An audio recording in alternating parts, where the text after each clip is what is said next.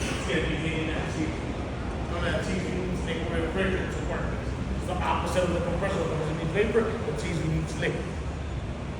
So if we have a low subcooling, guys, what is it telling us?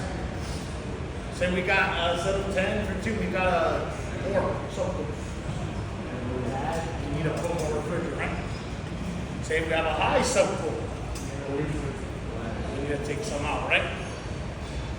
Yes, no, maybe, yes, sir, we're good. All right, and then we're also going to check our super heat, guys. Make sure we are getting vapor into your compressor. What, how do you guys make your super heat?